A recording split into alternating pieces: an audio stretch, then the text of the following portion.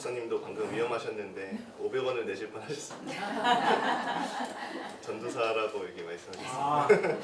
잘 지혜롭게 넘어가신 것 같습니다. 500원의 힘이 강력한 것 같습니다. 저에게 아직까지 많은 분들이 잘 강도사라고 불러주고 계셔가지고 참 씁쓸합니다.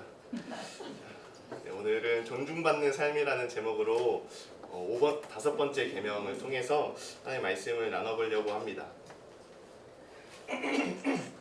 최근에 넷플릭스를 통해서 굉장히 화제였던 프로그램이 있죠. 흑백 요리사라는 프로그램 아시나요? 네, 많은 분들이 보셨을 것 같은데요. 이 흑백 요리사라는 프로그램이 굉장히 흥행했던 것만큼 이제 현재 출연했던 그 셰프들의 이 식당들이 굉장히 이제 문전성시를 이룬다. 예약이 너무나 이제 몇만 건이 이제 쌓이는 그런 일들이 펼쳐지고 있습니다. 그런데 이 요리사분들 중에서 이 파인다이닝 레스토랑을 운영하시는 분들의 가게에 대해서 누군가가 여기는 그 값이 값인 만큼 고급 레스토랑으로서 당연히 노키즈 존으로 운영되는 게 맞다라고 이야기하는 것을 보았습니다. 여러분은 어떻게 생각하시나요? 이런 파인다이닝 레스토랑에 노키즈 존으로 운영되는 게 맞을까요? 아니면 틀릴까요? 잘 안 가시죠? 파인다이닝? 저도 사실 잘 몰랐다가 이게 파인다이닝이라는 게 이런 거구나 하는 걸 이번에 사실 알았습니다. 저도 그렇게 관심은 없는데요. 그런데 이제 노키즈 존 뿐만이 아니라 노 시니어 존이라는 곳이 존재한다는 거 혹시 들어보셨나요? 60세 이상의 어르신 혹은 심지어 49세 이상은 받지 않겠다 라는 식의 이 노 시니어 존이라는 곳이 존재한다고 합니다. 일반 가게가 아닌 제천시에서 이제 제천시에 새로 생긴 공공수영장에서 많은 사람들이 이제 이용을 하는데 어떤 분들이 노인 출입을 제한해야 된다, 수영장에. 이런 식으로 얘기를 한다는 거예요. 그래서 이분들의 말을 들어보니까 어떤 어르신이 이 물속에서 이제 볼일을 보시더라. 이런 것들을 이제 볼 수 있었고요. 시설물을 굉장히 더럽게 이용하더라. 또 어떤 분들은 이제 어떤 남자 이용자는 씻지도 않고 이 안에 막 들어가서 이렇게 수영하시더라. 뭐 이런 여러 제보와 증언들을 통해서 수영장에 어르신들 출입을 제한해달라라는 제안을 지금 하고 있다라고 한다는 겁니다. 또 시니어존으로 운영하는 어떤 이제 식당이나 카페 사장님들은 어르신들이 아마 몇몇 특정 어르신일 것 같은데요. 와서 성희롱적인 발언을 일삼아서 그것을 견디기 어려워 이 노시니어존으로 운영한다고 말하기도 하더라고요. 어떤 이들은 이 노시니어존이라는 곳에 대해서 자기 부모님이 볼까봐 상처 입으실까봐 두렵다라고도 반응하기도 하고 또 어떤 분들은 이 성희롱적인 발언 이런 것들을 어떻게 참냐고 수영장에서 볼일 보는 거를 어떻게 좌시할 수 있냐라는 식으로 대응하기도 합니다. 이뿐만이 아니죠. 이 스터디 카페에서는 중고등학생의 출입을 제한하는 노 티네이저 존이 생기기도 하고요. 유튜버들 들어오지 말라면서 노 유튜버 존으로 운영하는 매장도 생기기도 합니다. 이런 식의 노 땡땡 존들이 굉장히 많아지고 굉장히 다채로워지고 있다라는 것을 볼 수 있는데요. 국가인권위원회에서 대표적으로 노키즈 존에 대해서 모든 아이가 누군가에게 피해를 준다는 식의 일반화를 해서는 안 되고 또 그 피해를 어린아이만 준다라고 봐서도 안 된다라는 식으로 그 입장을 발표하기도 하였습니다. 모든 아이들이 피해를 주지 않고 또 모든 어른들이 성희롱적인 발언을 하는 것도 아닙니다. 그런데 이렇게 촘촘하게 서로를 나누고 배척하는 사회 문화가 개인적으로 참 안타깝다라는 생각이 많이 들었습니다. 어떤 기사에서는 그러더라고요. 이런 식의 노땡땡존의 특징은 1차적으로 노인이나 어린아이 그리고 학생과 같은 이런 사회적 약자들을 대상으로 일어난다라는 특징이 있다는 겁니다. 사회가 갈라지면서 가장 먼저 피해를 보게 되는 것이 이런 사회적 약자라는 겁니다. 제가 왜 이런 노 땡땡존 이런 사회적 약자에 대해서 말씀을 드렸냐면요. 본문에서 말하는 공경해야 하는 부모라는 존재가 우리가 일반적으로 건강하고 또 젊은 부모에게도 당연히 해당되는 말이지만 특별히 부모를 공경하는 것에 대한 계명으로서 여겨지기 때문입니다. 즉 단순하게 어린아이가 자신을 돌볼 수 있는 능력이 있는 부모를 존경하라는 차원을 넘어서서 노쇠하고 몸이 약해진 노부모를 장성한 성인 자녀가 공경해야 한다고 지금 이 5번째 계명이 말하고 있다는 것입니다. 본문에서 나오는 이 부모는 강성하거나 사회 경제적으로 활동할 수 있는 이들이 아니라 이제 경제력이 사라지고 자녀에게 부양받아야 하는 상황에 놓인 이들을 가리키는 것이라는 것이죠. 그래서 오늘 본문에서 이 부모를 공경하라 뒤에 따라 나오는 그리하면 여호와가 내게 준 땅에서 내 생명이 길리라 라는 이 말씀은 그 역시 부모가 되었을 때에 그 역시 나이가 들어 노쇠하였을 때 그조차도 자녀의 부양을 통해서 생명이 길어질 수 있다 라는 식으로 그런 차원에서 주신 말씀이라는 것입니다. 이를 지키지 않은 것이 예수님 당시의 바리새인들이었죠. 그들은 노쇠한 부모를 부양해야 할 마땅한 의무가 있었고 심지어 10계명으로 율법의 근간이 되는 10계명으로도 나와 있음에도 불구하고 부모에게 부양할 이 의무를 다하기 전에 내 것은 이제 하나님께 드린 바 되었다라는 그 고르반이라는 그 방식을 통해서 이제 내 것이 하나님의 것으로 드린 바 되면 자기는 이제 부모 부양의 그 책무에 대해서 자유로워진다 라는 식으로 말씀을 왜곡하여서 적용하였던 모습들을 우리는 볼 수 있습니다. 그들은 누구보다 율법을 지킨다고 하였고 이 하나님 말씀을 따라서 하나님을 위해서 이것들을 드렸다라고 말하지만 누가 보더라도 하나님 말씀에 정반대로 살아가는 그런 모습들을 우리는 보게 됩니다. 어쨌든 이렇게 본문에서 말하는 부모는 이제 사회 경제적으로 돌봄을 받아야 하는 시기에 이른 분들을 말합니다. 사회나 집안에서 강자였던 부모가 어느덧 사회에서도 가정에서도 육체적으로도 경제적으로도 약자가 되는 순간은 분명히 옵니다. 그런데 하나님은 부모에게 경제권이 있어서 나를 지원해 줄 수 있고 내가 부모의 그늘 아래에 살 수 있을 때만 그를 공경하는 것이 아니라 내가 이제 경제권이 생겼을 때 부모는 이제 약해졌을 때 부모를 그럼에도 공경하며 그 책임을 다해야 한다라고 말씀하고 계신다는 것입니다. 이 말씀을 단순하게 살펴보면 기브앤테이크처럼 보여지기도 합니다. 내가 자라는 동안 내가 약자일 때는 강자인 부모가 나를 양육해 주었고 이제 내가 강자가 되었을 때는 약자가 된 부모를 당연히 이제 도와줘야 된다라는 식으로 해석될 수도 있습니다. 그런데 하나님은 부모를 공경하라고 지금 말씀하고 계세요. 내가 부모를 부양하기 시작하면 내가 부모보다 이제 더 높아지는 것이 아니라는 뜻입니다. 여기서 이 공경하다라는 단어는 카바드라는 단어가 쓰여져 있는데요. 이 단어는 그 의미 자체로 무겁다라는 의미를 가지고 있습니다. 그래서 사람들에게 쓰일 때는 공경하다, 또 존중하다 이런 의미로 쓰이고요. 또 하나님께 쓰일 때는 영광을 돌리다, 이제 찬양을 하다, 영화롭게 하다라는 식으로 사용되는 단어입니다. 이 단어는 확실한 그 위계와 질서 그리고 무게가 느껴지는 단어다라고 할 수 있어요. 그래서 저는 이 단어를 이제 공손히 모신다라는 의미를 가진 이 공경이라는 단어로 번역하는 것도 좋지만 또 이와 함께 높이고 중하게 여긴다라는 이제 존중이라고 번역하는 것도 좋겠다. 이 두 가지 의미를 함께 가져가면 좋겠다라는 생각을 하였습니다. 부모를 공경하며 존중해야 한다라는 것입니다. 이것은 하나님이 주신 위계와 질서입니다. 자녀가 부모를 선택하지 않듯이 부모가 자녀를 선택하지도 않습니다. 그런데 하나님은 자녀에게 부모를 공경하라, 그의 어떠함과 상관없이 그를 존중해야 한다고 지금 말씀하고 계십니다. 저희 아내 배에 지금 6개월 정도 된 그 딸아이가 있습니다. 이 아이가 목회자 자녀가 되려고 선택하진 않았을 것 같습니다. 선택할 수 있었다면 할 수도 있었겠죠. 그렇지만 아마 그러지 않지 않았을까라는 생각도 하게 됩니다.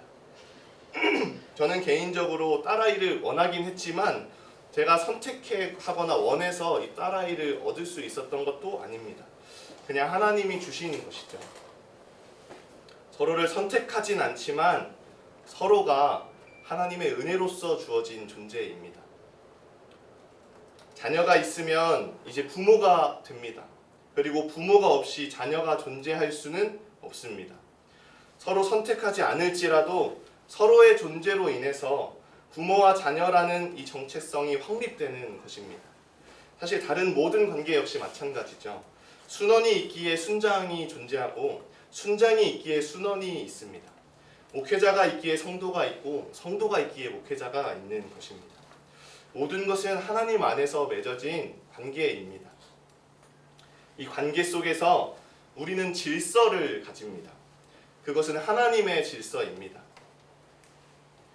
이 하나님의 질서 가운데 중요한 것은 하나님은 힘이 있고 힘이 없고를 통해서 아니면 경제권이 있거나 없고를 통해서 능력이 있고 없고를 통해서 위와 아래로 나누시는 분이 아니시라는 것입니다.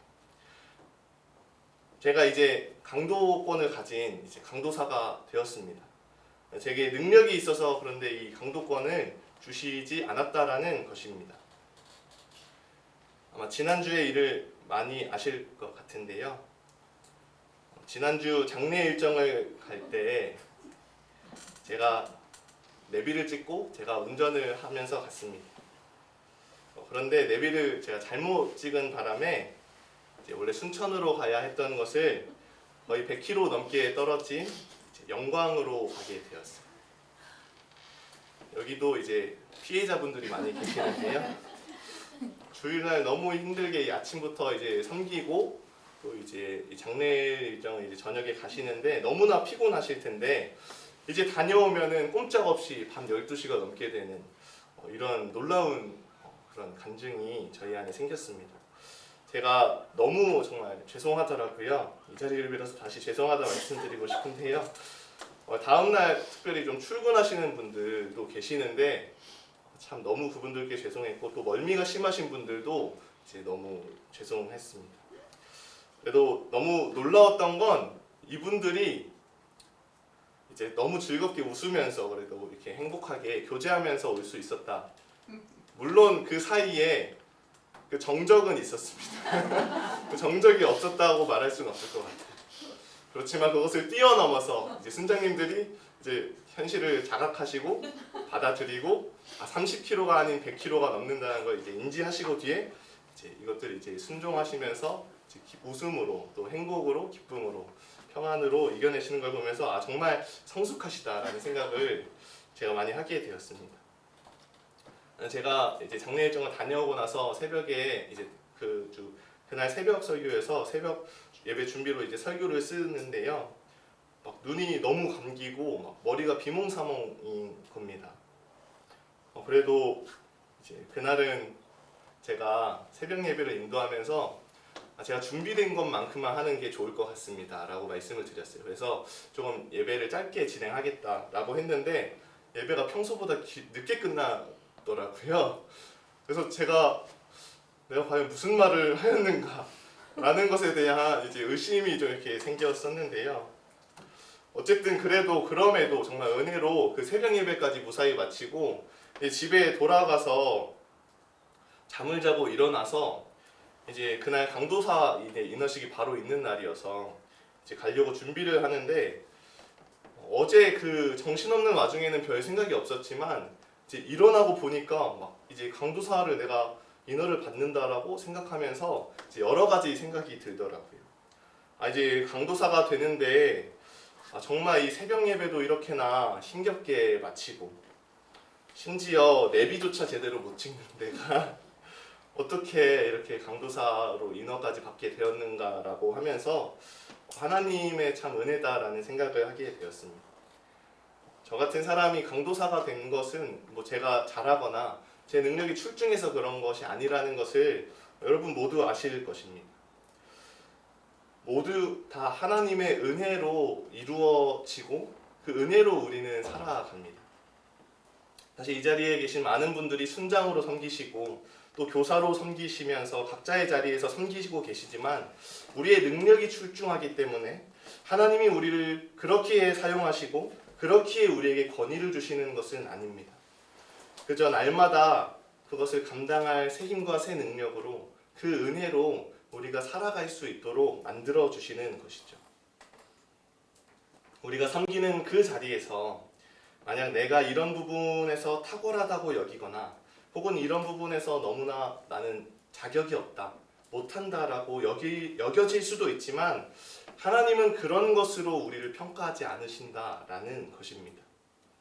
하나님의 질서에 맞게 하나님이 주신 그 직분에 맞게 얼마나 충성되이 살아가는지 그 마음을 지키고 있는지를 바라보시고 또 그에 상관없이 하나님이 우리에게 필요한 때에 맞는 그 은혜를 부어주심으로 우리로 하여금 이 모든 삶을 살아갈 수 있게 하십니다. 그리고 그 사실을 깨달으면 우리의 능력으로 이 교회와 가정을 세워가시는 하나님이 아니시라는 것을 알게 되면 우리는 어쩌면 이 부족해 보이는 교회에서의 죄송합니다. 어쩌면 부족해 보이는 이 교회에서의 모습과 또 가정에서의 모습들 속에서 자유함을 진정으로 누릴 수 있게 되는 것 같아요. 그런데 오늘날의 이 많은 문제들 중에 하나는 우리 가운데 존중이 사라짐으로써 생겨나는 것 같습니다. 오늘날에는 존중이나 공경이 점점 사라지는 것 같아요. 오늘날 많은 학생들이 아이돌에 열광합니다. 어른들도 열광하죠. 누구에게 열광하죠? 임영웅에게 열광하지 않습니다.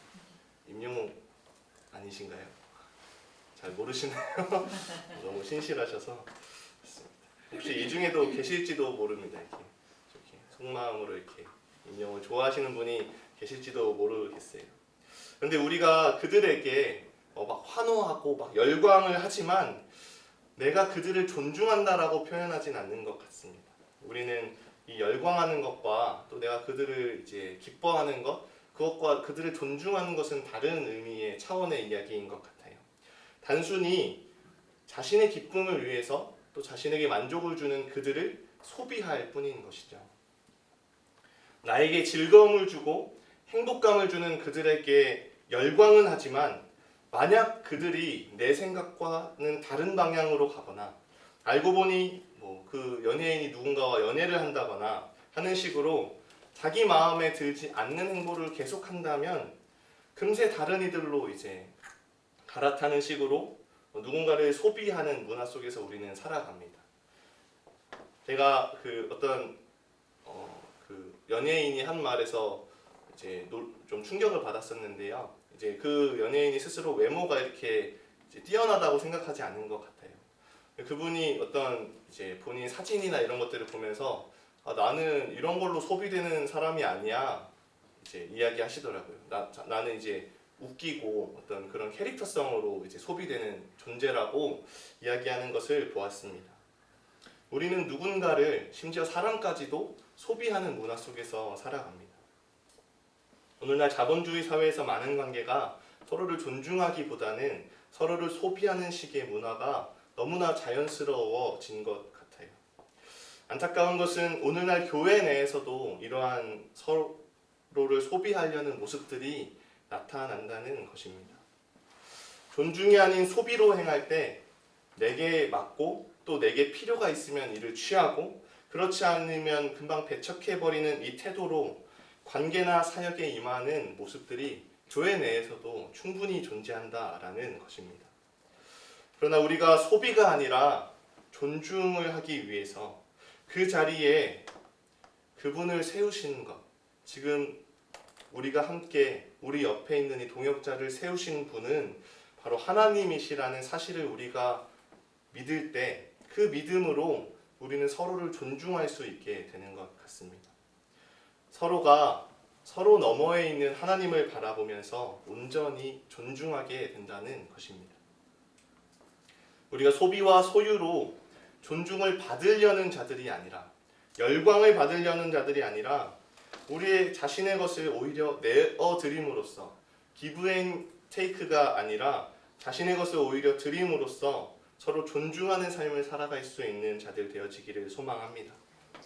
내게 유익이 있을 때만 자기 부모라고 여기며 그를 공경하는 것이 아니라, 그가 하나님이 내게 주신 부모이기 때문에 내게 있는 것을 마땅히 그에게 내어드림으로 진정으로 존중할 수 있는 삶을 살아갈 수 있는, 그리고 그렇게 교회와 가정을 세워갈 수 있는 저와 여러분 되시길 소망합니다. 그런데 사실 한편으로 오늘날 많은 이들이 부모가 내게 도움이 되기는커녕 내게 걸림돌이 되었다라고 여기는 이들이 많은 것 같아요. 내 인생이 이렇게 흙수저로 살아가는 것이 부모 탓이다 라고 말하는 이들이 참 많습니다. 내가 이렇게 가진 것도 없이 못난 모습으로 살아가는 것, 나의 이 못난 성품으로, 나의 이 못난 모습으로 살아가는 것은 다 부모 탓이라고 말한다는 것입니다. 그런데 우리가 부모를 택한 게 아닌 것처럼 부모를 원망하던 그 마음은 곧 세상을 향한 원망이 됩니다. 내가 부모를 택하지 않았다는 그 마음이 세상을 향한 원망이 되어지고, 그 마음은 곧 하나님을 향한 원망으로 이어진다는 것입니다. 내가 받은 게 있어야 부모를 공경하든 부모를 부양하든 할 텐데, 내가 받기는커녕 오히려 지금 다 빼앗기고 지금 나 하나 먹고 살기 힘든데 어떻게 그럴 수 있냐며 원망하는 마음이 드는 분들이 있을 수도 있습니다. 저는 여러분 한 분 한 분이 어떤 그 부모의 밑에서, 부모님 밑에서 어떤 상황과 또 어떤 환경 속에서 자라왔는지 알지 못합니다. 어쩌면 어떤 분들은 부모로부터 말로 다 할 수 없는 상처를 받은 분들이 있을 수도 있어요. 그래서 제가 오늘 이 말씀을 준비하면서도 너무나 많이 고민되었던 부분이 이 부분이었습니다. 혹시 오늘 이 5계명 말씀을 바라보면서 어쩌면 이 말씀이 누군가에게는 너무나 받아들이기 힘든 현실 말씀이지 않을까, 아니 어쩌면 마음의 걸림돌이 되어지는 본문이 되지는 않을까 생각하며 고민하게 되었습니다. 제 주변에도 가정이 깨어지거나 부모로부터 말로 다 못할 그 고통을 당한 이들의 말을 들어보면 그들에게 부모를 공경하라라는 이 말이, 이 계명이 어떻게 해석되어질까, 어떻게 그것을 소화할 수 있을까 고민하게 되더라고요. 그런데 어거스틴은 그의 책 참회록에서 다음과 같이 말합니다. 그의 어머니에 대해서 말하는데요. 나의 어머니는 정숙하고 얌전하게 성장했습니다. 어머니는 부모를 통해 주님께 순종하는 법을 배웠다기보다는 주님을 통해 부모를 섬기는 법을 배웠습니다. 어거스틴은 그의 어머니가 부모를 통해 주님께 순종하는 법을 배운 것이 아니라 주님을 통해 부모를 섬기는 법을 배웠다고 말합니다.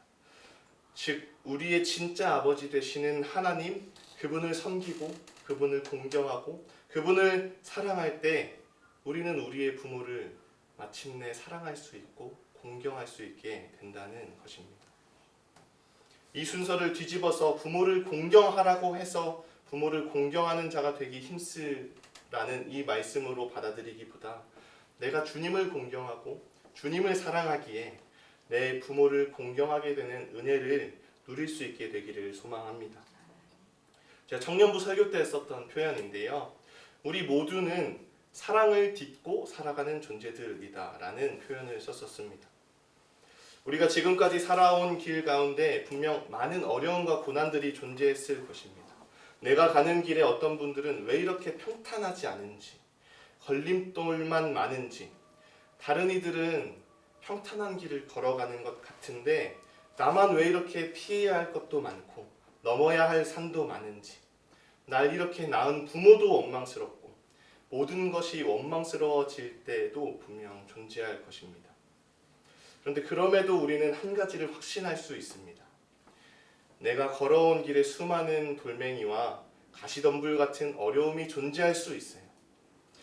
그러나 내가 걸어갈 땅, 그 그리고 지금 내가 딛고 있는 이 땅은 결코 변하지 않고 결코 끊을 수 없는 하나님의 사랑으로 이루어져 있다라는 것을 우리는 반드시 기억해야 합니다.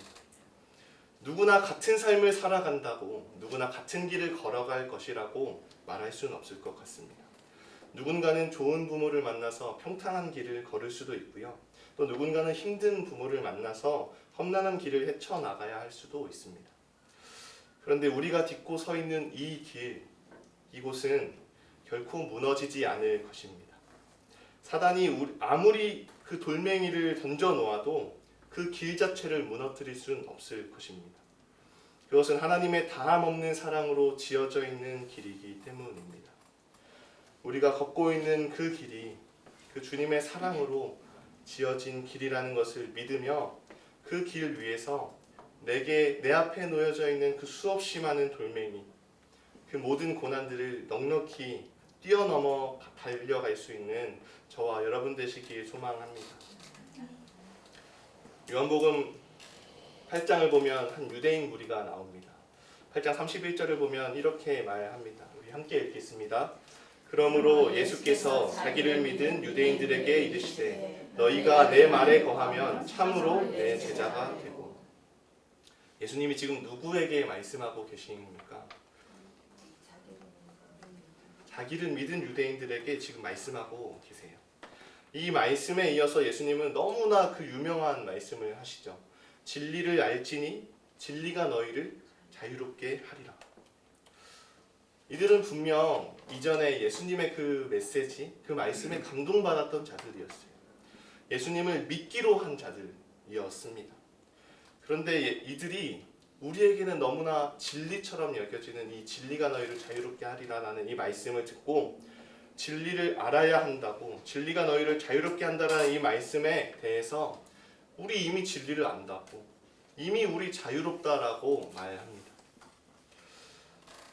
그들이 그렇게 반응하는 가운데 예수님은 너희가 죄의 종이라고 말씀하세요.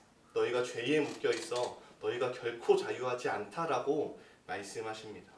그러자 이들의 반응이 어떠한지 나와 있는데요. 37절, 40절, 52절, 59절 말씀입니다. 그들이 나를 죽이려 하는도다. 너희에게 말한 사람이 나를 죽이려 하는도다. 유대인들이 이르되 지금 네가 귀신 들린 줄을 아노라. 그들이 돌을 들어 치려 한다. 그들은 지금 예수를 죽이려 하고 있습니다. 방금 전까지만 해도 예수를 따르고 예수를 믿는다 여겨졌던 이들이 예수의 말이 이제 자신에게 거슬리기 시작하자 그것을 받아들이기 싫은 마음이 들자 금세 이제 예수를 죽이려는 자들로 변모하였던 것입니다. 그들은 예수를 결코 존중하지 않았습니다. 그들은 예수를 그저 소비하고 있었을 뿐인 것이죠. 그들은 예수를 따르고자 하지 않았고 그저 예수를 이용하고자 하였습니다. 자신에게 유익이 되면 사용하고 자신에게 유익하지 않으면 언제든지 내쳐버릴 수 있고 심지어 그 예수를 당장이라도 죽일 수 있는 자들이 그들의 모습이었습니다. 그리고 이것이 바로 우리의 모습입니다. 지금 나에게 유익이 될 때만, 내게 기쁨이 될 때만 따르고 그렇지 않으면 당장이라도 내뱉어 버릴 수 있는 것이 우리의 모습이고 우리의 마음입니다. 우리는 사람에게만 그러할 뿐 아니라 심지어 하나님에게까지도 그렇게 행합니다. 참 부모 되시는 그 하나님을, 주님을 경외하거나 경배하지 못하고 그저 이용하고 소비하려는 마음이 우리 가운데 가득합니다. 내게 평안을 줄 때만, 내게 만족을 주고 내게 행복을 주라고, 그렇지 않으면 당신을 존중하지 않겠노라고 이야기하는 우리들의 모습이 여전히 남아 있습니다. 그런데 예수님은 이 유대인 무리에게 요한복음 8장 49절에서 오늘 본문을 인용하면서 이렇게 말씀하십니다. 예수께서 대답하시되 나는 귀신 들린 것이 아니라 오직 내 아버지를 공경함이거늘 너희가 나를 무시하는도다. 예수님은 스스로 내가 아버지를 공경하였다라고 말씀하십니다. 아버지를 참되게 공경하시는 분은 오직 예수 그리스도이십니다. 참되게 아버지를 공경하시는 분, 그 말씀을 지켜 행하시는 분, 소비가 아니라 존중으로 나아가시는 분, 하나님이 주시는 것으로 기뻐하는 것이 아니라 하나님의 존재 자체로 기뻐하시는 분은 바로 예수 그리스도이십니다. 분명 오늘 말씀에서는 부모를 공경하는 자는 내 날이 길리라고 말씀하셨습니다. 하나님을 참되게 공경하신 분은 오직 그리스도밖에 없으십니다. 분명 그분의 날이 길어야 하고 우리의 날이 짧아야 합니다. 그러나 그분은 우리의 날을 길게 하셨습니다. 우리 그 그리스도께로 온전히 나아갈 수 있는 자들 되어지기를 소망합니다. 우리 한 사람 한 사람이 그리스도를 통하여서 참되게 하나님 아버지를 공경하셨던 분, 그분을 바라보면서 그분을 의지하여서 우리가 소비하는 자들이 아니라 하나님을 소비하고 사람을 소비하고 동역자를 소비하고 교회를 소비하는 자들이 아니라 하나님 안에서 하나님을 경외하고 동역자를 존중할 수 있는 그러한 거룩한 주의 백성들 되어지시기를 주님의 이름으로 축복합니다.